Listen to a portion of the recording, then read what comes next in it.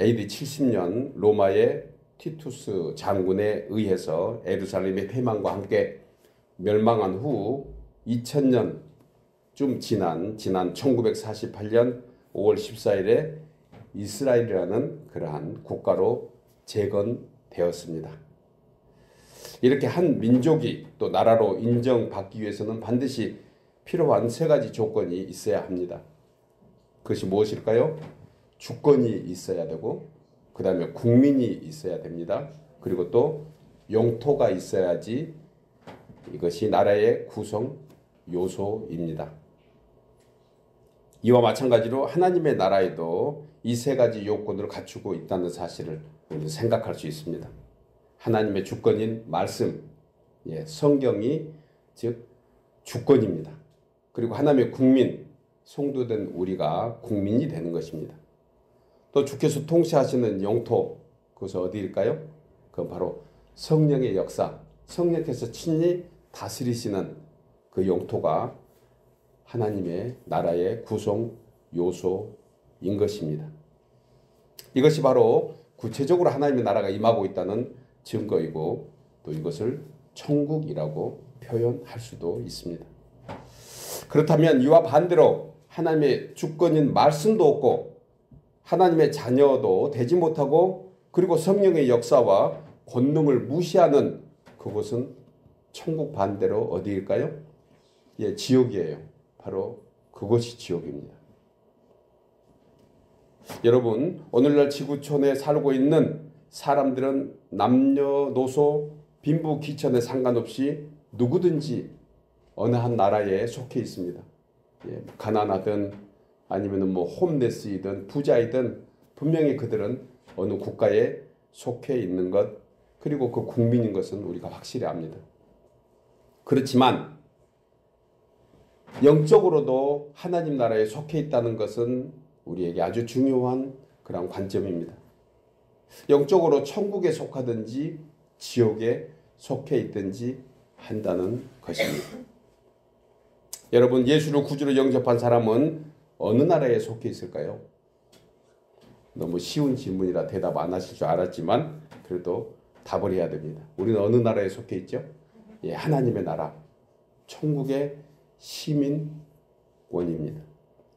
이 말씀은 사도 바울이 골로새서 1장 13절에서 이렇게 표현해 줍니다.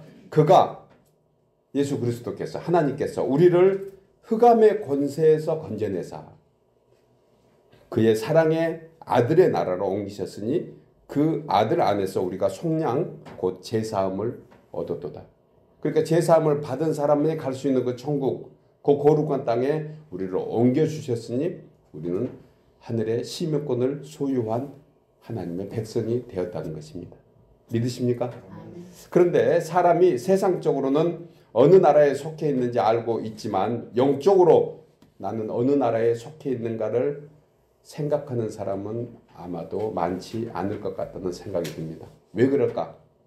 여러분, 아침에 일어나면 우리는 또 태어난 고향, 우리의 본향, 조국 대한민국이 있고, 또 우리에게는 살 수 있는 이런 땅, 새 땅을 주신 이 미국의 시민권도 있고, 그렇지만 이렇게 육에 속해 있는, 세상에 속해 있는 나라가 아니고 우리가 하나님의 나라의 천국 백성이다, 그렇게 생각하면서 아침을 맞이하는 사람이 과연 몇이나 될까? 왜 그렇게 잘 생각하지 못할까? 그 이유가 이렇습니다. 그것은 하나님 나라가 이중성을 지니고 있다는 거예요. 이중성. 무슨 말입니까? 하나님 나라는 현재와 미래의 이중성에 속해 있다. 그러니까 현재도 속해 있고 미래에도 속해 있다. 그러니까 내가 어디에 속해 있는가를 미처 생각하지 못하는 것은 미래의 그 나라에 속할 거라고 생각하는 그러한 어떤 부분이 있어서 그럴 수도 있다. 이런 설명을 함께 나누고 있습니다. 따라서 성경은 이미 도래한 하나님의 나라를 소개하는 반면 장차 도래할 하나님의 나라를 말씀하고 있다는 사실을 우리는 생각해야 돼요. 이 두 곳이 모두가 천국입니다. 현재의 천국, 그리고 장차 올 천국. 누가복음 17장에서 이 말씀을 합니다. 예수님은 이미 임한 천국에 관하여 20절에서 바리새인들이 하나님의 나라가 언제 임합니까? 궁금한 거예요. 이 바리새인들은 똑똑한 바리새인이죠. 이 중에 상당히 관심이 있었던 사람인 것 같습니다. 그렇게 묻는 그런 질문에 예수님의 대답은 이것입니다. 하나님의 나라는 볼 수 있게 임한 것이 아니야. 하나님의 나라는 눈으로 볼 수 있는 것이 아니야. 또 여기 있다 저기 있다고 하져도 못하리니 하나님의 나라는 어디에 있다? 너희 안에 있대요. 하나님의 나라는.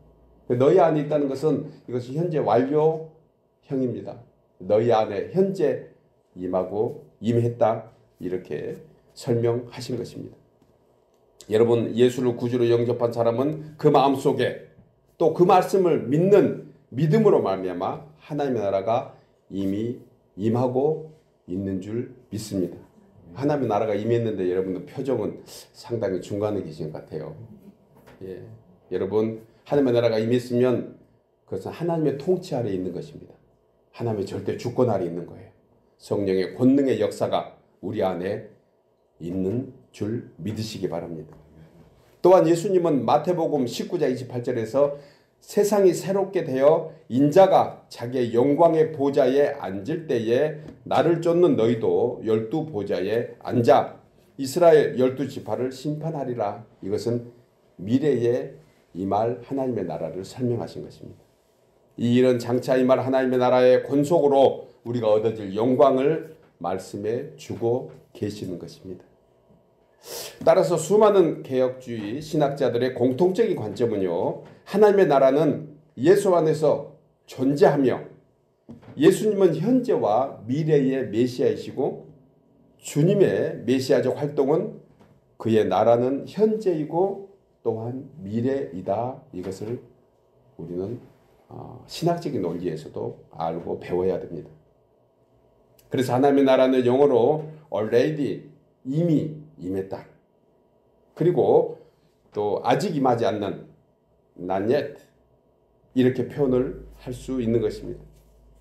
그러므로 성도된 우리는 이미 우리 마음속에 주님을 영접하고 하나님의 다스림을 받아 영적 천국을 이루고 있지만 또한 장차 주님의 재림하실 그때에 가시적으로 임할 천국을 소망하며 살아야 되는 줄 믿습니다.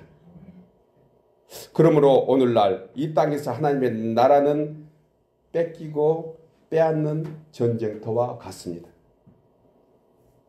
저 러시아와 우크라이나 전쟁 그 땅 따먹기만 하는 것이 아니에요. 사실은 이것은 현재 이 세상의 지구촌에 속한 아주 작은 일부분이라 하면 보이지 않는 영적 세계에서는 악한 자가 하나님의 나라를 침노하고 또 침노당하지 않기 위해서 하나님은 교회를 세우시고 성도들을 불러 모으시고 오늘 우리 장로님 그 기도하셨습니다.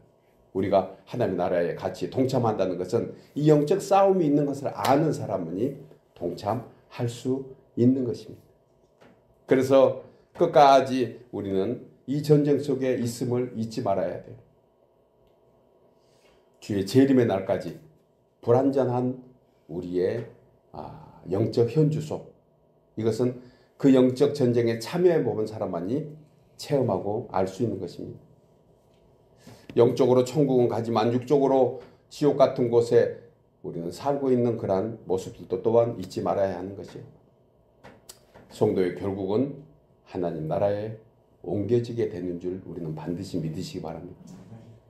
이 내용을 20세기 프랑스 신학자였던 오스카 쿨만은 현재는 사탄이 활동하고 있지만 사탄은 예수님의 부활로 이미 결박당하였고 마지막 때에 완전히 파멸당할 것이다. 그러므로 결정적 전투는 이미 끝났지만 악한 패잔명들의 반항이 있을 뿐이라고 설명했습니다. 정말 적절한 설명이죠.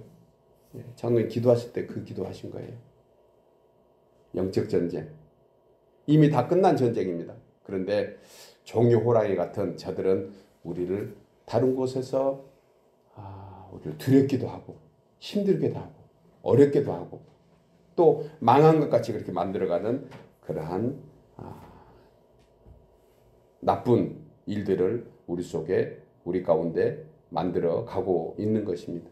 하지만 두려워할 거 없습니다. 이미 하나님께서 이 모든 일을 다 멸하시고 십자가로 승리하신 것입니다. 여러분, 산의 정상에 가까울수록 바람이 더욱 세차게 부는 것처럼 마지막 때가 가까울수록 성도된 우리의 믿음을 넘어뜨리려는 마귀의 역사가 우는 사자처럼 우리를 삼키고 있을 때 성도된 우리는 어떻게 해야 될까요? 믿음 굳게 붙잡고 승리를 향한 걸음을 멈추지 말아야 합니다. 오늘 본문은 고난주간 중에 화요일쯤에 예수님께서 제자들에게 하신 마지막 그러한 부분입니다. 세상의 환난과 종말의 징조에 관한 말씀을 해주고 있는 것을 본문에서 알 수 있습니다. 오늘 지구촌 곳곳에서 일어나고 있는 여러 징조들을 보면 분명히 주의 나라가 가까이 온 줄을 우리는 알 수 있는 것입니다. 그리고 그 안에 주님의 뜻은 무엇이고 주의 나라가 가까이 오고 있는 우리에게는 어떻게 그 날을 인지하면서 또 준비해야 되는가, 본문을 통해서 세 가지로 함께 생각하며 은혜를 나누려고 합니다. 첫째로, 주의 나라가 가까이 온 줄을 알려면 자연의 징조들을 보고 깨달아야 합니다. 우리 나누어서 읽겠습니다. 주의 나라가 가까이 온 줄을 알려면 자연의 징조들을 보고 깨달아야 합니다. 본문 29절 이하에서 그 말씀을 합니다. 이에 비유로 이르시되 무화과 나무와 모든 나무를 보라, 싹이 나면 너희가 보고 여름이 가까운 줄을 자연히 아나니, 이와 같이 너희가 이런 일이 일어나는 것을 보거든 어떻게 하라고요? 하나님의 나라가 가까이 온 줄을 알라고 말씀합니다. 본절에서 예수님은 징조들에 관하여 두 가지로 설명하며 시작합니다. 이해 그리고 비유. 이해는 앞서 말씀하신 실질적인 징조를 얘기하는 거예요. 많은 사람들이 내 이름으로 와서 이르되 나는 그리스도라 하여 많은 사람을 미혹하리라.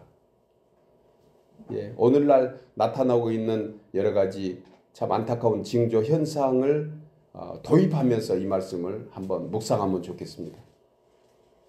주님은 이어서 이렇게 얘기합니다. 난리와 난리의 소문과 민족이 민족을, 나라가 나라를 대적하여 일어나겠고, 곳곳에 큰 지진과 기근과 전염병이 있겠고, 또 무서운 일과 하늘로부터 큰 징조들이 있으리라. 또한 믿는 자가 박해와 핍박을 받고, 심지어 부모와 형제가 또 친척과 벗이 너희를 넘겨주겠고, 너희 중에 몇을 죽이겠고 주의 이름으로 말미암아 모든 사람에게 미움을 받을 것이라.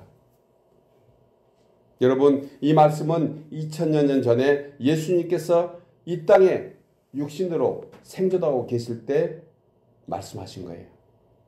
예언하신 것입니다. 그런데 오늘날 예언이 그대로 딱 맞게 너무너무 이 말씀 그대로만 가지고도 알 수 있도록 우리에게 임하고 있다는 것이에요. 지금 우리가 살고 있는 현상과 징조와 조금도 다를 바 없는 그런 말씀입니다. 그렇지 않나요? 따로 해석하지 않아도 말씀 그대로 오늘 지구촌 곳곳에, 아니 우리 곁에 아주 가까이 일어나고 있는 그러한 징조들 아니겠습니까? 어떤 기자가, 만약에 이 기자가 팩트, 현실을 가지고 기사를 쓴다 해도 이렇게 똑같이 쓸 것 같아요. 생생한 조간신문 같은 이 기사가 이미 주님은 2000년 전에 예언하신 말씀 그대로 되었다는 것은 사실 놀라지 않을 수가 없습니다. 공감하십니까? 하나도 안 놀라시군요. 아침마다 조간신문, 저녁에 석간신문 볼 때마다 똑같은 우리 다 아는 내용인데, 그런데 2000년 전에 이것을 그렇게 말씀하고 계셨다는 것. 난리와 난리, 큰 지진과 기근과 전염병과 무서운 일이, 또 하늘의 여러 가지 징조가, 또 믿는 자들이 박해를 받고 믿음을 떨어뜨리려고 하는 여러 가지 여건 환경 만들어가고 있고, 팬데믹으로 인해서 교회의 수가 절반으로 줄었고요. 성도가 교회에 안 나오는 것이 당연시되고, 무슨 인터넷으로 예배하는 것이 아주 잘한 것처럼 이제는 자랑하면서, 지금 오늘날 안 된 얘기지만 이성간에 결혼하고 이성간에 자녀를 갖는 것이, 이것이 가정이라고 당연시 됐는데 동성간에 그런 것에 빠져서 이제는 법적으로 이것을 확정시켜달라고 얘기하는 버젓이 나와 있는 이런 현상들이 우리에게는 참 뉴스가 되지 않는 세상에 살고 있다는 것 우리 생각할 수 있습니다. 여러분, 지상의 교회들은 교회들대로 여기저기 이단들이 득세하면서 한 세대 한 세대 때마다 별이 별 이단과 사이비 교주가 나타나서 내가 그리스도라 그런 얘기를 듣게 됩니다. 안 된 얘기지만 심지어 하나님도 까불면 나한테 죽어 라고 경박스럽고 망측스러운 그 말을 아주 대놓고 하고 있고, 그 얘기를 들을 때 우리는 화가 치밀어 오르는데 그 말을 듣고 있는 군중의 일부는 거기서 아멘 할렐루야 하면서 동조하고 희낙낙거리는 것을 보면 정말 마지막 때가 가까워진 것 같아요. 어느 것이 참이고 어느 것이 진리인지 알 수 없는 때 느껴지지 않습니까? 여러분, 한때 유럽의 교회들이 인간의 권위를 앞세우려고 궁궐 같은 화려한 건물과 화려한 왕관과 의복으로 군중을 억압하고 권세를 누리듯 했지만 불과 몇 세기 건너서 지금은 어떤 현상이 나타났습니까? 그 대형 교회들이 박물관으로 바뀌고 심지어 바로 바뀌고 유흥업소로 바뀌어서 이제는 그것에 가면은 관광업소가 되고 있으니 이게 얼마나 참 난감한 일입니까? 그렇게 느껴지지 않아요? 그것을 보고 거기에 하나님이 계신다고 누가 얘기하겠습니까? 예전에 하나님이 계셨다고 어떻게 얘기하겠습니까? 예배 초소라고 누가 얘기할 수 있겠습니까? 이 모든 것은 마지막 때를 향해 가는 종말의 징조가 아닌가 생각하게 됩니다. 마태복음 24장에서 예수님은 예루살렘 성전 건물을 자랑스럽게 여기며 그것이 마치 하나님인 것처럼, 아니 하나님보다 더 대단한 것처럼 우상으로 여겼던 저들을 향해서 똑같은 말씀한 거예요. 너희가 이 모든 것을 보지 못하느냐? 내가 진실로 너희에게 이르노니 돌 하나도 돌 위에 남지 않고 다 무너뜨리라. 너희가 그렇게 세상 권세를 내세우려고, 너희의 왕권을 잡으려고 그렇게 세운 건물들 봐라. 그게 무슨 의미가 있느냐? 얘기하신 것과 뭐가 다르겠습니까? 돌 위에 돌 하나도 남지 않고 다 무너뜨리리라. 그렇게 말씀하신 그 40년 후쯤에 AD 70년 로마의 디도 장군에 의해서 예언된 대로 그대로 이루어진 것을 보게 됩니다. 마태복음 24장 15절에 그러므로 너희가 선지자 다니엘이 말한 바와 멸망에 가증한 것이 거룩한 것에 선 것을 보거든 읽는 자는 깨달지어다. 읽는 자는 깨달으래. 지금 이 말씀을 듣는 자는 이 마지막 때가 되고 있다는 것을 깨달으라고 우리 주님이 강력하게 경고하고 계십니다. 여러분, 본절에서 예수님은 멸망에 가증한 것이 거룩한 곳에 선 것을 보거든 읽는 자는 깨달을지어다. 이것은 예언의 의미를 깊이 깨닫고 영적 긴장과 분별력으로 감지하면서 교훈을 삼으라는 것인 줄 믿으시기 바랍니다. 사랑하는 여러분, 이렇게 구체적인 역사적 사실을 보고 알았으면 이것을 깨닫고 교훈으로 삼고, 또한 비유로 말씀하신 계절의 흐름을 보고 주님의 때가 가까이 오고 있음을 분별하여 바울의 권면과 같이 너희는 이 세대를 본받지 말고 오직 마음을 새롭게 함으로 변화를 받아 하나님의 선하시고 기뻐하시고 온전하신 뜻이 무엇인지 분별하여 이 악한 세대에서 선하신 주의 역사에 동참하는 우리 모두 되기를 주의 이름으로 축복합니다. 두 번째로 주의 나라가 가까이 온 줄을 알려면 영원하신 하나님의 말씀을 믿고 의지해야 합니다. 우리 나누어서 읽겠습니다. 주의 나라가 가까이 온 줄을 알려면 본문 33절에 이 말씀을 합니다. 천지는 없어지겠으나 내 말은 없어지지 아니하리라고 말씀합니다. 본절에서 성도된 우리가 깊이 생각해야 될 명제를 제시하고 있는데 천지와 하나님의 말씀을 비유적으로 얘기하신 거예요. 여러분, 만약 누군가 보이는 것과 보이지 않는 것 중에 어느 것이 믿음이냐고 여러분들께 묻는다 하면 여러분들은 어느 쪽이 믿음이라고 답해 줄 것입니까? 보이는 것과 보이지 않는 것과.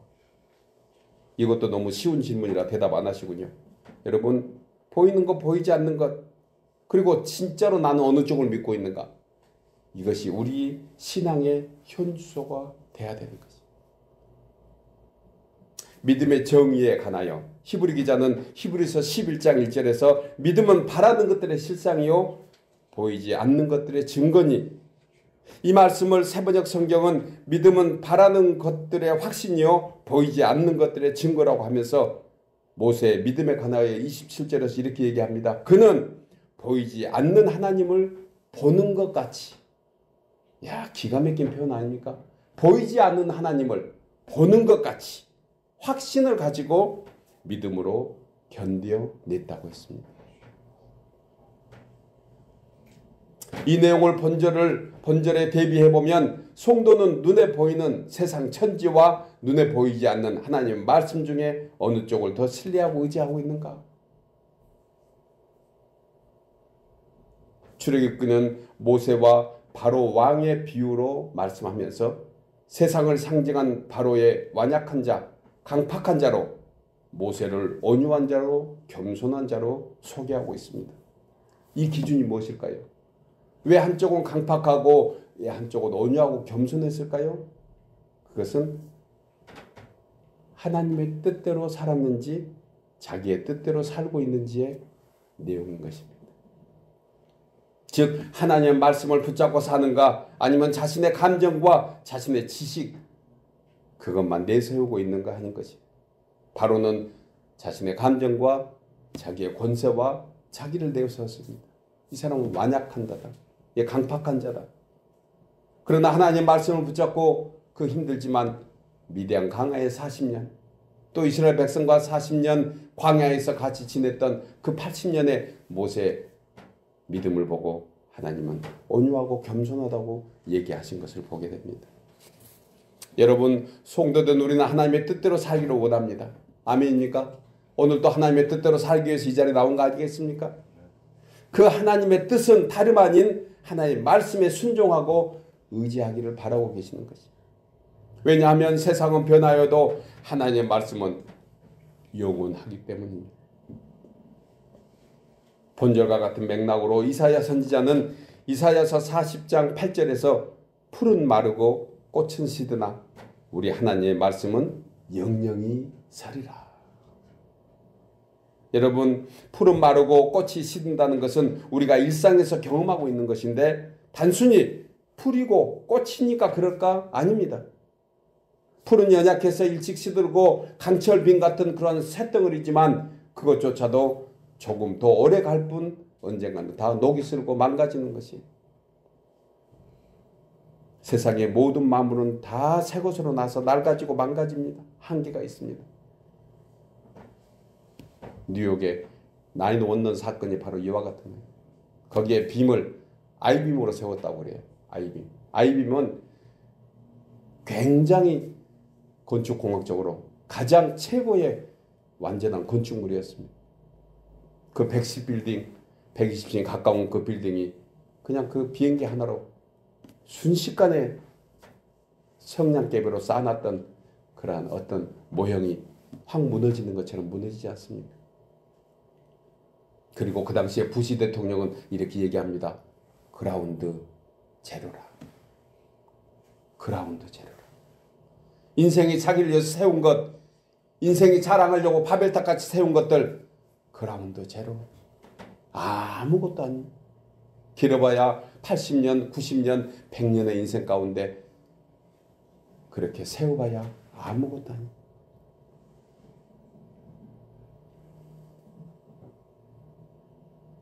사람과의 관계도 그렇습니다. 좋았다가 서로 상처 주고 결국은 고슴도치 같이 끌어안으면 아프고 떨어져 있으면 춥고. 사랑만 그럴까요? 세상의 물질도 권력도 마찬가지인 것입니다. 너무 적으면 초라하고 힘들고 너무 많으면 교만해져서 아나무인처럼 살다가 결국은 그라운드 제로 빈손 쥐고 결국은 다 죽게 되는 것입니다. 성경의 대표적인 사건이 두 개인데 노아 때와 소돔과 고모라 때가 바로 이와 같은 것입니다. 이때를 비유해서 성경은 얘기합니다. 죄악이 관영했다. 이것은 죄가 가득해서 미치지 않는 곳이 없다는 뜻입니다. 그 끝은 무엇이었습니까? 심판입니다. 믿는 우리에게는 구원이지만 믿지 않는 자에게는 심판인 것이 똑같이 다 그라운드 제로 아무것도 아닌 허망한 인생 같지만 믿는 우리에게는 새하늘과 새 땅이 기다리고 있고 믿지 않는 자에게는 영원한 수월 같은 지옥에 빠져드는 것, 이 심판만 남아있는 것을 볼 수 있는 것입니다. 그런데 하나님의 말씀을 따라 사는 인생은 그렇지 않습니다. 죄 가운데 죽을 수밖에 없는 인생, 예수로 말미암아 새로운 피조물로 거듭나서 새 생명을 얻게 합니다.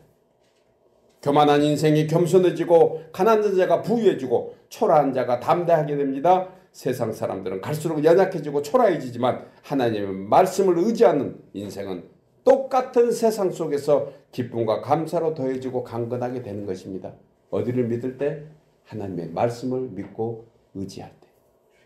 저와 여러분이기를 주의 이름으로 축복합니다. 한국의 한옥 목사님의 저서 하나님과 함께 걸어가는 길에 보면 아무리 혼돈과 부패와 절망으로 가득 찬 세상이라도 그 속에 사는 하나님의 사람을 하나님은 감싸 안고 계신다. 기가 막힙니다. 오늘 우리가 다윗이 고백했던 피난처가 바로 그거예요. 그분이 우리를 감싸 안고 계십니다. 그래서 다들 망한다고 해도 결코 망하지 않습니다. 다들 안 된다고 해도 우리는 잘된 인생이 될 것입니다. 아멘. 아멘. 잘된 인생이 될 것. 상식적으로는 이해가 안 가는 기적 같은 승리가 믿음의 사람에게 주어지는 것입니다. 눈에 보이는 것이 다가 아니다. 비록 경제적으로 어렵고 힘든 여러 가지 상황이 있다 하지만 그렇다고 해서 불행한 것은 아니다. 행복은 환경에서 오는 것이 아니라 하나님의 임재에서 오는 것이다. 믿으시기 바랍니다.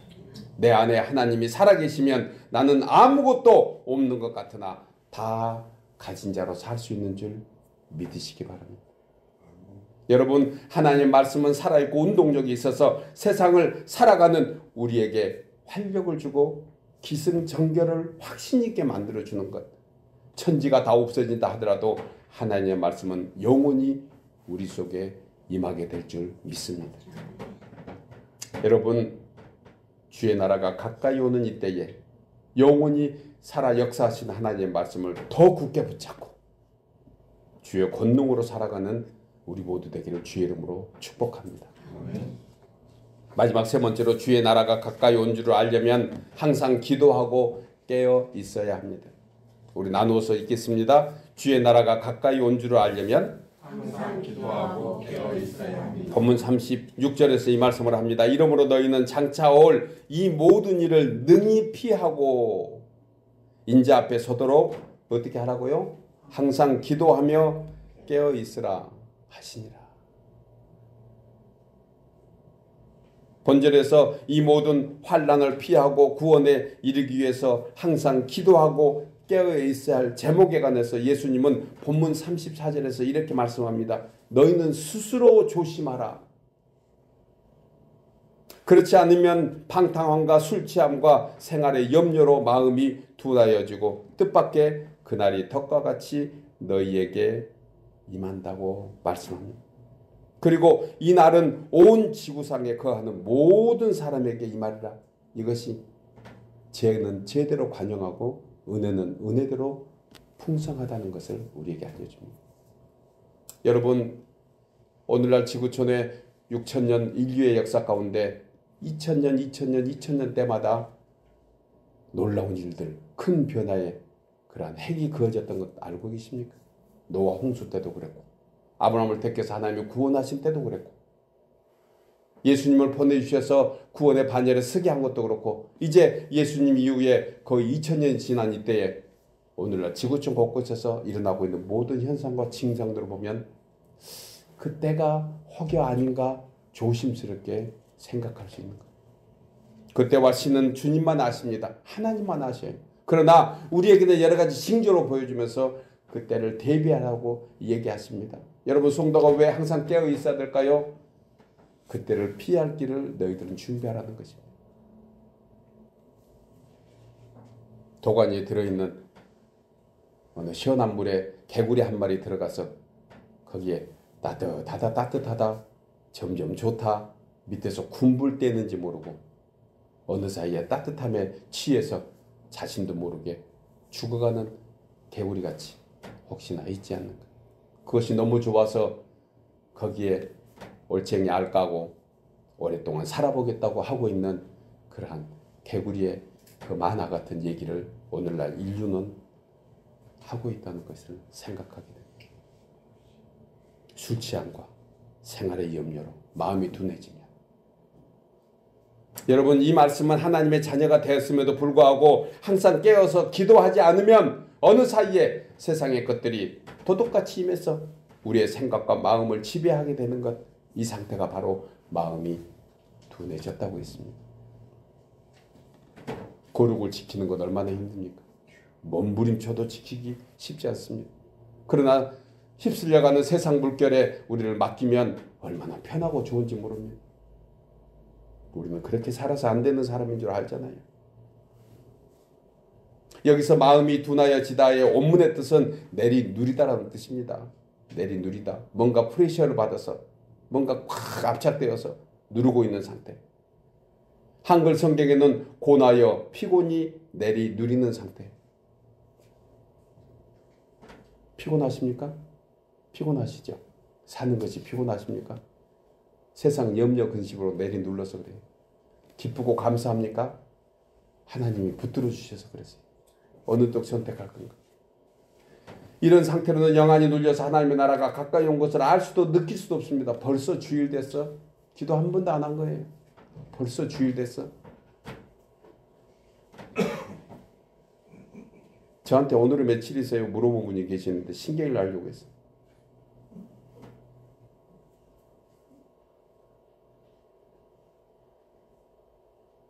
원인이 무엇일까요?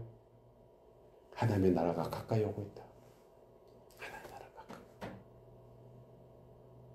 세상 일의 염려로 인해서 여러분 우리는 눌리는 삶을 살아서는 안 됩니다.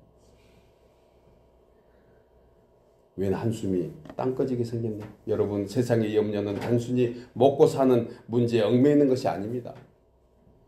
디모데전서 6장 9절에서 부활해야 하는 자들은 시험과 올무와 여러 가지 어리석은 해로운 정욕에 떨어지나니 곧 사람으로 침노과 멸망에 빠지게 하는 것이라고 했습니다. 17절에서 네가 이 세대의 부한 자들을 명하여 마음을 높이지 말고 정함이 없는 재물에 소망을 두지 말고 오직 우리에게 모든 것을 후히 주사 누리게 하시는 하나님께 두라고 말씀합니다. 사도 요한은 요한일서 2장 15절에서 이 세상이나 세상에 있는 것들을 사랑하지 말라. 누구든지 세상을 사랑하면 하나님의 사랑이 그 속에 있지 않다고 했습니다. 솔로몬은 잠언 23장 5절에서 네가 어찌 허무한 것에 주목하느냐 하면서 전도서 5장 10절에서 은을 사랑하는 자는 은으로 만족함이 없고 풍부를 사랑하는 자는 소득으로 만족함이 없나니 이것 또한 헛되다고 했습니다. 제가 왜 이 말씀을 다 이렇게 말씀을 함께 나누고 있을까요? 여러분 세상의 염려뿐만이 아니에요. 가진 자는 가진 자대로 더 부하려고 새로운 염려 근심 걱정 생기고 없는 자는 없는 자대로 만족하지 못해서 불평하고 이런 것은 세상 사람들이 하는 것이다. 여러분 이 세상의 것들로 참된 만족이 없어서 부한 자는 부한 죄로 가난한 자는 가난한 죄로 시험과 올무에 빠지게 되고 근심에 빠지게 하여 우리 마음을 둔하게 하고 세상의 염려 속에 들어갔던 사실을 잊지 말아야 합니다. 무엇으로 걱정하고 있습니까? 후히 주고 누리게 하신 하나님께 소망을 갖는 저희들 되기를 바랍니다.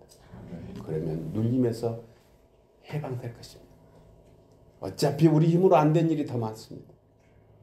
그거 붙잡고 오지도 않는 일 붙잡고 염려하고 있는 우리의 모습들. 아니 말씀을 전하는 저라고 자유할 거요? 아니에요. 저는 여러분보다 더 복잡할 수 있습니다. 그러나 저는 분명히 어떤 것이 진리인지 참인지 알기에 함께 나누고 있는 것입니다. 그래서 덜 누르고 있지 않는가? 덜 눌림을 당하고 있지 않는가? 우리는 하는 것 자체가 실패입니다. 우리 인생은 몸부림치면 실패해. 그래서 너희는 가만히 있어. 오늘날 너희를 향한 하나님의 구원을 보라. 가만히 있어. 여러분 홍해가 앞에 있습니까? 내일 새벽이면 열어주실 것입니다. 하나님은 일하고 계세요. 아멘 하는 분에게는 홍해가 열려 있을 줄 믿습니다. 마른 땅 가듯이 간다. 마른 땅 가듯이. 그 온갖 금은부와 다 붙잡고 진흙땅으로 걸어가는 인생이 있는가 하면 그 마른 땅 하나지만 그것 들고 마른 땅 가듯이 가는 행복한 우리들 되기를 주의 이름으로 축복합니다. 우리 장로님들 기도할 때 그것이 시온의 대로고 할장면입니다. 시온의 대로.